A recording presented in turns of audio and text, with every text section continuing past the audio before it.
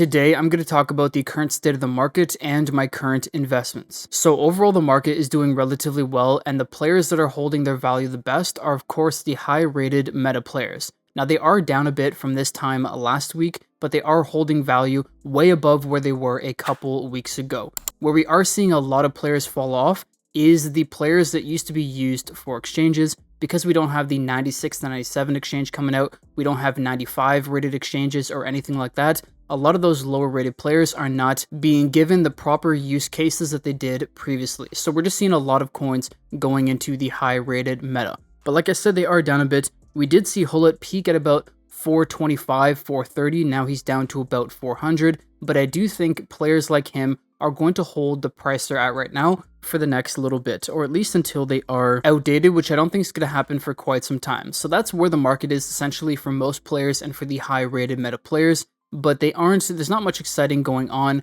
What is really exciting is the price movement we're seeing with the Centurions players. So Team 3 came out last week, and the three main players I'm looking at is Zinedine Zidane. We got 97 Ter Stegen, whose stats actually rival 96 rated Team of the Year Van der Sar. So Van der Sar is essentially the best goalkeeper in the game, and he is right up there with him. And considering he is the highest rated goalkeeper in the game, I think he actually is fairly good value for the card that you're going to get for him. So he's another one to look at. And then De Vries has incredible stats, although not as good as other really high rated center backs. But I mean, for the price you're getting him, he's actually not too bad. So these are the three cards I'm looking at. And for each of the Centurions teams, I'm only really looking at 3 to 4 players to invest in. Last week, I invested in 5 95 rated Jamie Vardys. I got 1 Neymar, 1 Sergio Ramos, and 1 Zambrotta. And with all of them combined, when I sold them, I made a profit about 80 plus million coins. So they worked out fairly well. If I was going to double down on any player, I probably should have doubled down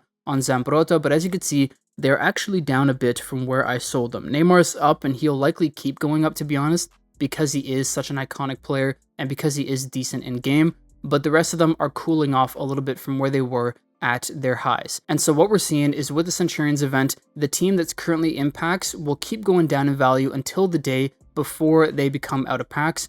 And then once they're out of packs, they go up in value over the next 3 to 4 days and then finally even out at about their market price. So that's what we've seen so far. That's what I think is going to happen with Team 3. And of course, like I said, out of Team 3, Zizou, Ter Stegen, and De Vries are the 3 guys I'm looking at, and that is exactly who I picked up. I picked up 2 copies of Zinedine Zidane for 183 million coins, 1 Ter Stegen for 182, and 1 De Vries for 66. If we look at them now, I actually bought them a little expensive. You could see Zidane's down to the 170s, I think now, and tomorrow morning is going to be a good time to buy. Ter Stegen is up at 194, so not too bad, but he was down at around 180, 175 for a bit. And then we have De Vries here at 67, but he was down at about 60 for a day or so. But out of Team 3, I think these 3 guys are the main ones that will go up in value, although there are some other decent value players from the last team. I think Thuram and Rashford are 2 examples. And for those of you who may not know what I'm talking about, the reason why I'm saying Team 2, and I messed this up the whole time, I was saying Team 3 Centurions. The reason why Team 2 of Centurions will likely go up in value tomorrow at reset is because they will be cycled out of packs, and therefore, if their demand stays the same or goes higher while their supply goes lower, their prices will go up. That is just simple supply and demand. So, like I said, these are the 3 I'm going for. Those are the guys that I picked up, so I'll claim all right now. Not too bad. I'm hoping to see Zizou go maybe to 225, maybe even further. I think his card is very good in game, and I think for the player he is, he will continue to go up over the next little while, especially considering it's his highest rated card in the entire game. So that's that. I do think Ter Stegen will hit at least maybe 215, maybe 230, and then De Vries, I could see going up another 10, maybe max 20 million coins, and then might come back from there. But those are all guesses. I'm betting on them. I don't know for sure. The final thing I want to show you is I actually did pack a Ter Stegen from a 15,000 gem pack, so I got really lucky. I could have sold him at about 215 and then bought him back here at 170, 180, but I didn't. So he is technically another investment. I will sell him when he goes back up in price. So investing in Centurions Team 2 players are the main investment that I'm looking at right now. I do think it will be the best investment currently, aside from some lucky bets with the UCL cards, which we will talk about here in a second.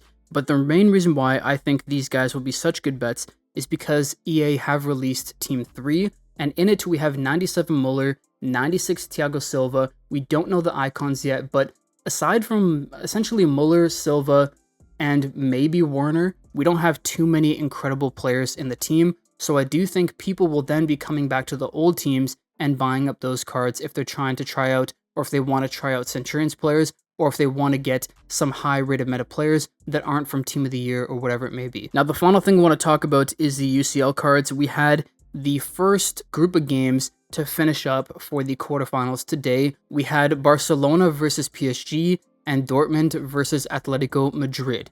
And on aggregate, PSG has won, they have gone through, and on aggregate, Dortmund has won and they will be going through. And so what that means is that these cards, all the PSG Road to the Final cards, will be getting a guaranteed +1 upgrade at some point here in the future. We don't know when, but they are going to be guaranteed a +1 upgrade. And so because of that, you could see they're all in really high demand. And that's just the way it is. When these guys get guaranteed their upgrade, the demand skyrockets for them, their prices go really high. The demand will cool off until we get the upgrades. So if it takes like 3-4 weeks to get the upgrades, they will likely go down in price. But for now, they're going to hit new ceilings, new highs, and then will maintain that price most likely until they get their upgrade. And then the betting on whether they continue to the next round to restarts from there. So we saw, like I said, PSG went through, so their price is going up. Dortmund went through, so you have Mats Hummels here going up.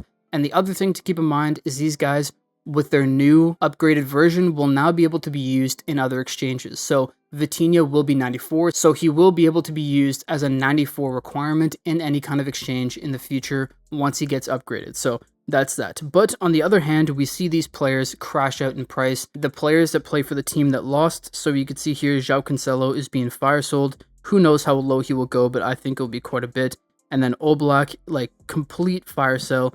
And the main reason why is because we now know they're not going to be upgraded, they're not as investable, and then also when you compare their prices to other players in their position or of their quality, they oftentimes aren't really worth the price tag. So now they're going to go down in value and get to about their market price. Now that was just the 2 matchups for today, but tomorrow we're going to see Real Madrid and Man City duke it out, and we're also going to see Arsenal and Bayern. Now, I'm not actually investing in any of these Road to the Final players. I didn't want to take a risk on any of them.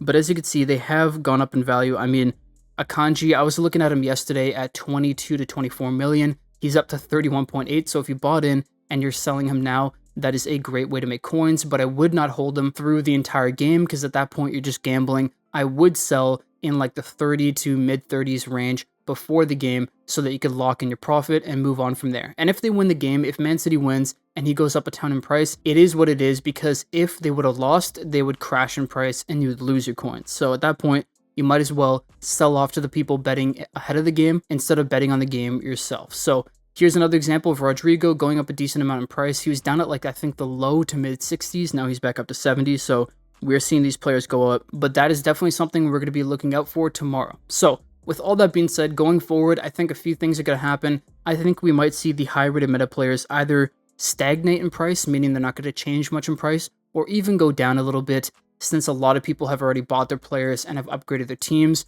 We had a huge influx of coins over the past couple weeks because people were moving away from spending coins on exchanges and hoping to get these players from exchanges to now having to purchase them off the market. So that was a huge shift, but I think that might be over for at least now.